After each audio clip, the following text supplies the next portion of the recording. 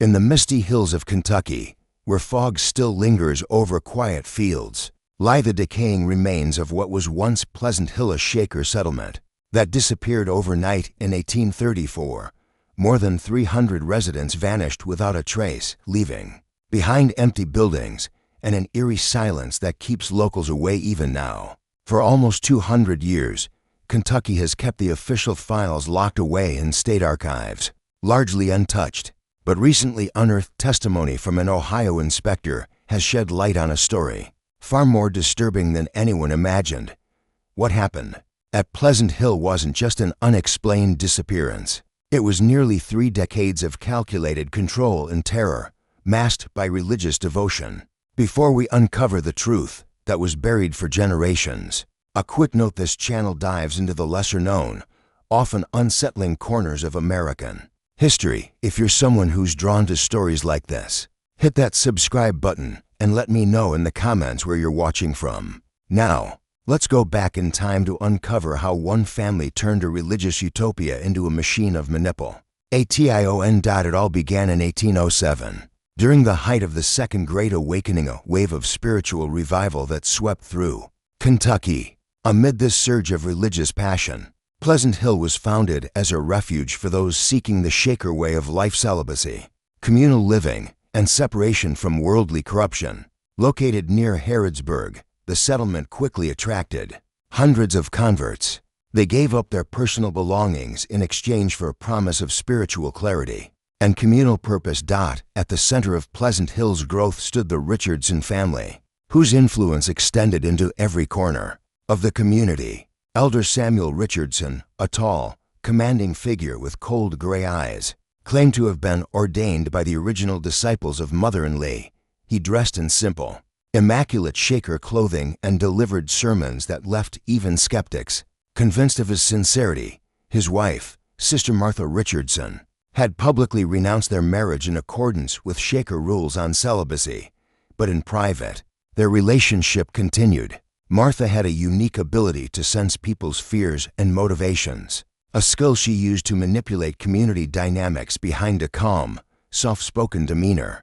Their family's grip on Pleasant Hill was all-encompassing. Their eldest son, Brother Ezekiel Richardson, ran the agricultural operations. Under his watch, Pleasant Hill's farming moved from self-sufficiency to a booming business. With produce shipped throughout the Ohio River Valley, his Brother Caleb, handled internal security. He monitored conversations and intercepted letters with an efficiency that would rival any modern surveillance agency. Sister Rebecca, the eldest daughter, managed the women's quarters and led the orientation for new converts. Though only 28 and never married, she was known for her intense, almost overbearing maternal approach. Those who endured her counseling often described it as psychological reconstruction. Then there was the youngest daughter, Sister Patience. At just 24, she handled official records and community correspondence. She had a knack for forgery, able to imitate handwriting after just a few samples. Her carefully maintained paperwork helped keep outside scrutiny at bay. Brother Jeremiah, Samuel's brother, ran the furniture workshops, a master woodworker long before Pleasant Hill was founded. Jeremiah's operation was praised for its craftsmanship, but behind the scenes, it resembled more of a labor camp than a spiritual endeavor. Their cousin, Brother Isaiah, managed a successful seed business and used his frequent travel to cover for hidden activities. His soft-spoken nature and agricultural expertise made him a welcome guest on farms from Ohio to Tennessee, none of whom knew what he was really doing. Sister Hannah Collins, Martha's sister, oversaw food preparation. Her knowledge of herbs allowed her to subtly influence members' behavior and health, adjusting ingredients to reward compliance or discourage rebellion, all under the guise of nutrition. Even the extended family had roles. Samuel's elderly mother, known as Mother Sarah, acted as a symbol of spiritual legitimacy. Her presence gave weight to Samuel's story of being part of a long Shaker lineage. But behind her frailty was a sharp mind that helped guide the family's long-term strategies. Brother Nathan, Samuel's youngest brother, managed external relations. His charm won over local authorities, especially Sheriff William Morrison. His generous donations to churches and civic groups helped build a wall of protection around Pleasant Hill when suspicions did arise. To outsiders, Pleasant Hill looked like a well-run spiritual haven. The buildings were clean and orderly, the gardens lush and productive. Visitors often left impressed, believing they'd seen a successful and peaceful religious community. But behind that facade was an intricate system of control. Every decision flowed through the Richardson family. No one could leave the grounds without approval and escort. Even simple errands to Harrodsburg required a detailed explanation. The community was isolated physically and mentally, leaving members with little sense that they had options beyond the walls of Pleasant Hill. New members went through a 6-month orientation process led by Martha and Rebecca. This period stripped away personal identity and rebuilt obedience to the Richardson family. By the end of it, questioning leadership was viewed as questioning faith itself. Daily life reinforced the structure. The day began at 4:30 a.m. with Brother Caleb ringing the bell. Breakfast followed, carefully managed by Sister Hannah, and members were then assigned tasks that ensured constant supervision and discouraged idle talk. Evening services led by Samuel blended sincere spiritual practices with subtle cues designed to keep members dependent and docile. The first signs of trouble came in the winter of 1812. Brother Thomas Whitman, a wealthy merchant who had donated his estate to join the community 5 years earlier, started asking pointed questions about how the community's finances were being handled during a public meeting. Practice was never acknowledged publicly, and the people involved were never referred to as anything but missionaries being sent to serve in other communities. In reality, these were covert sales of labor under the guise of religious assignments. The individuals sent away were typically those considered expendable, those whose loyalty was in doubt or who had outlived their usefulness. Sister Patience handled the documentation, creating travel logs, letters of transfer, and farewell notes that covered every disappearance with bureaucratic precision. Hannah Collins ensured that family members back home received convincing updates explaining why their loved ones couldn't return or correspond directly. And Isaiah's monthly travel routes provided a convenient means of transport. By the late 1820s, Pleasant Hill was running a fully self-contained system of indoctrination, labor exploitation, information control, and covert elimination. The Richardsons had managed to turn a religious utopia into a fortress of manipulation, invisible to the outside world and unquestioned by those within it. New converts kept arriving, many of them vulnerable widows, orphans, people suffering personal loss just as Thomas Whitman had once been. They entered believing they'd found peace and purpose, only to be folded into a system that harvested their assets, broke their independence, and used them as labor until they were no longer deemed useful. And yet, despite all this, the Richardson family's public image remained intact. Local authorities viewed them as upstanding citizens, and religious leaders praised Pleasant Hill as a model community. The Richardson family had created a criminal empire hiding in plain sight, shielded by faith, reinforced by fear, and maintained through absolute control over every detail of life inside the settlement. What started as one man asking a few uncomfortable questions grew into something much darker. The silencing of Thomas Whitman marked a turning point, not only in the community's descent into organized abuse, but in how thoroughly the Richardsons learned to erase dissent before it could spread.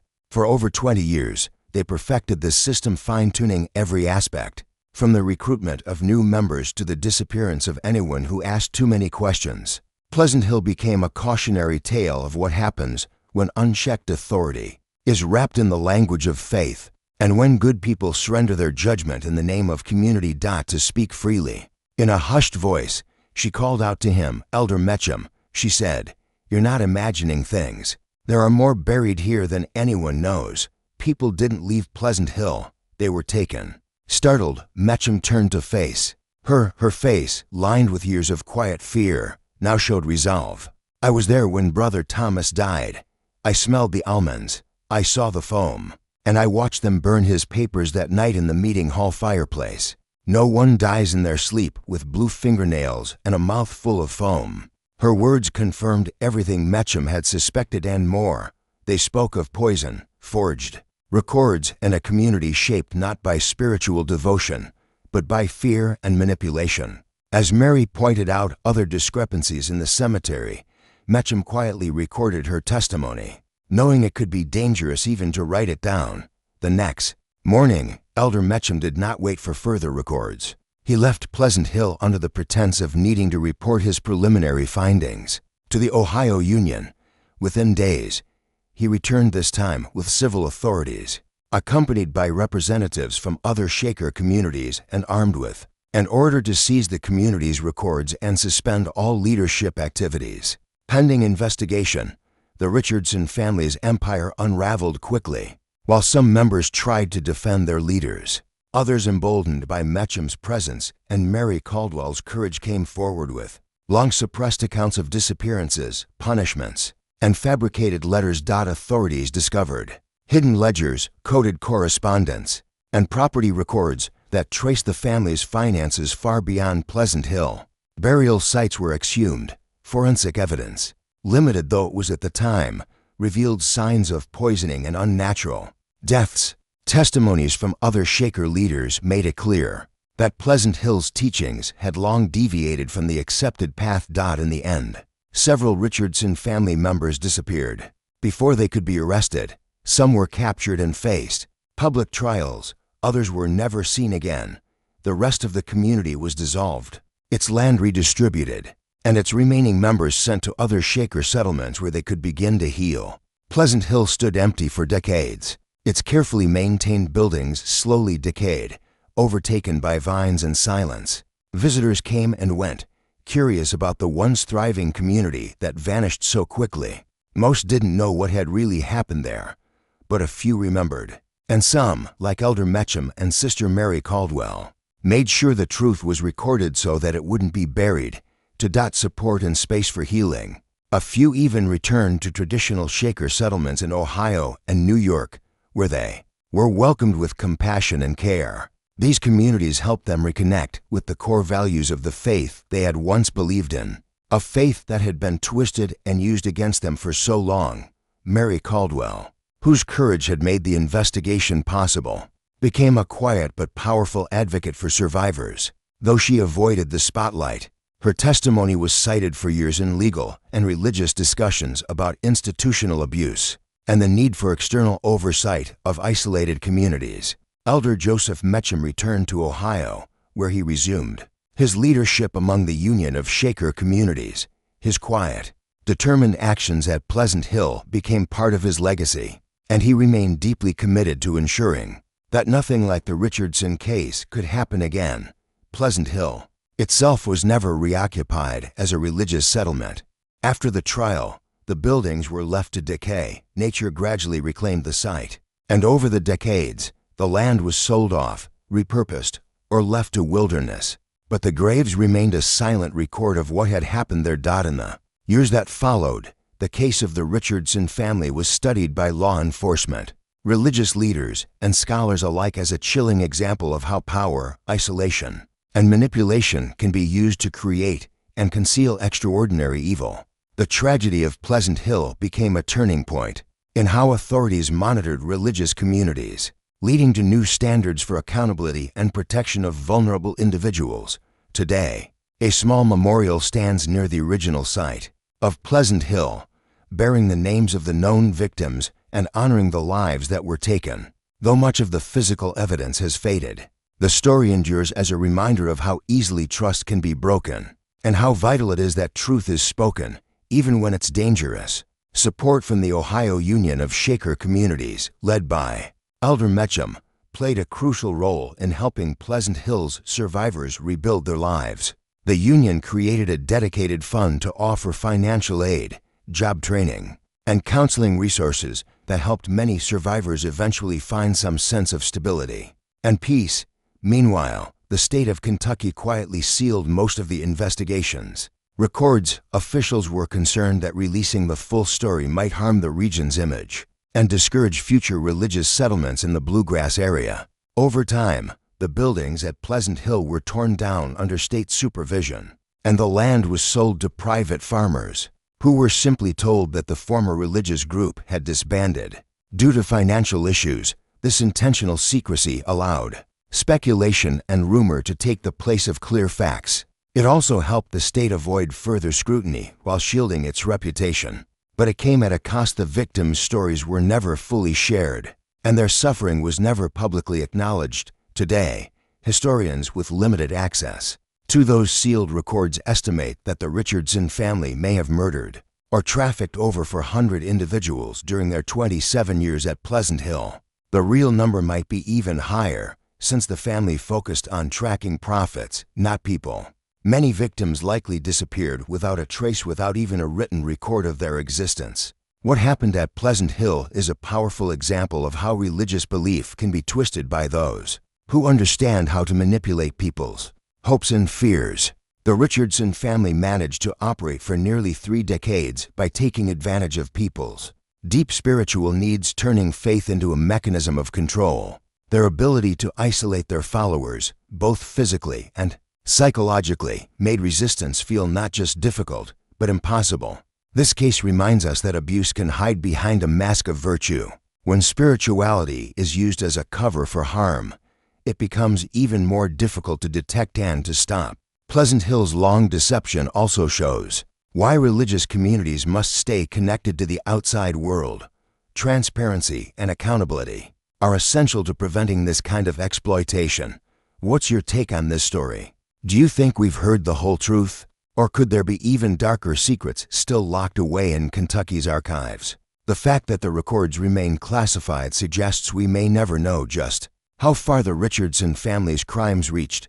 Let us know what you think in the comments. What else do you think might be hidden in those sealed files? If this story fascinated you and you'd like to hear more dark histories like it, be sure to subscribe, hit the bell icon, and share it with someone who loves mysteries. Thanks for watching. See you next time.